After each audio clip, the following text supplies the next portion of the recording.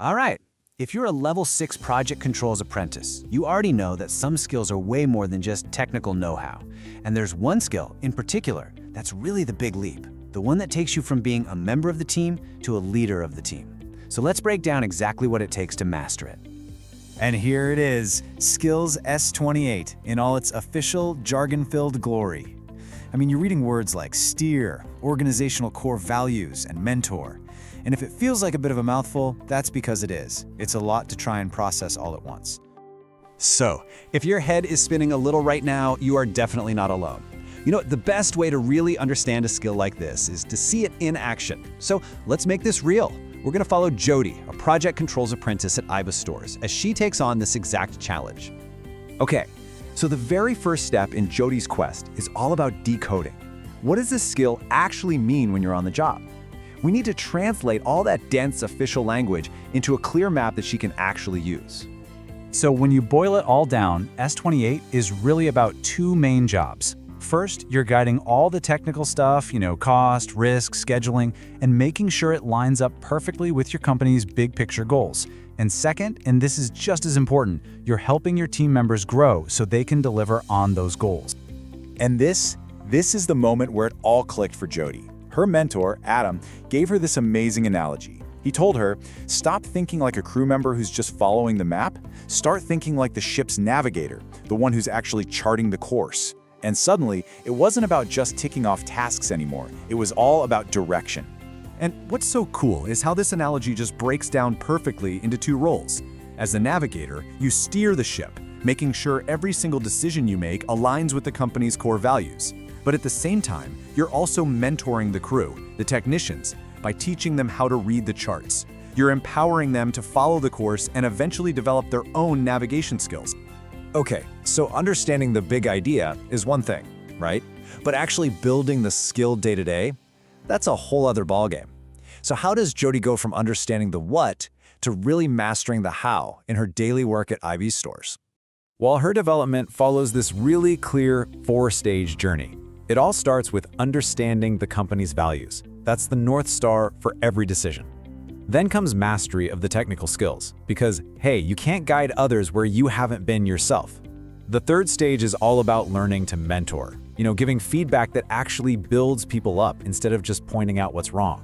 And finally, she learns to foster a collaborative culture where the entire team can really thrive together.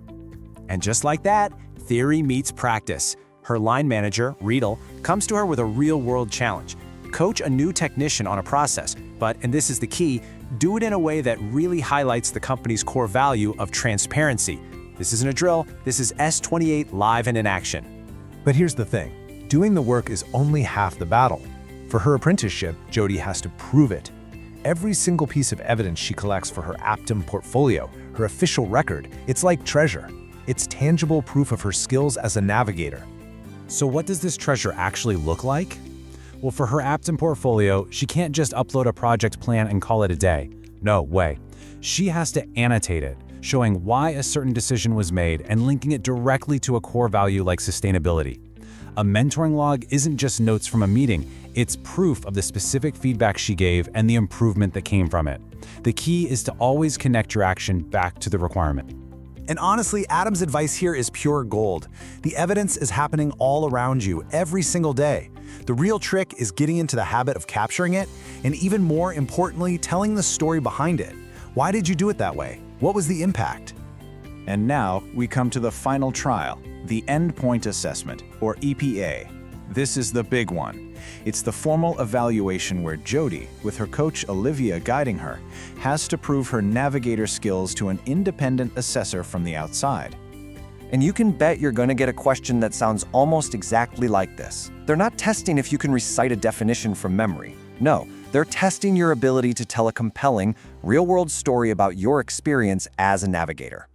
So how do you structure that story to have the biggest impact? The absolute gold standard is the STAR method. Assessors love it because it's clear, it's concise, and it's all based on evidence. You set the situation, you defined your task, you explain your action, and, this is the most important part, you showed the result. And here is a perfect example of how Jody puts it all together. Her situation? A technician was struggling with a new cost tracker. Her task, she was asked to mentor them. Her action, she held a coaching session and specifically explained how the tracker connects to their sustainability value. And the result, the technician now uses it correctly and the reporting is perfectly aligned with company goals. See how that works? It's a perfect evidence-based answer. So we've followed Jody's journey all the way from being confused by a definition to confidently prepping for her final assessment. And along the way, she's completely transformed her perspective from someone who just does the work to someone who leads the way. She's become the navigator. At the end of the day, Skill S28 is so much more than just a box you have to tick in your apprenticeship. It really marks your transformation from being part of the crew to being the person who charts the course. It's about leadership. So, the only question left is, what will you steer first?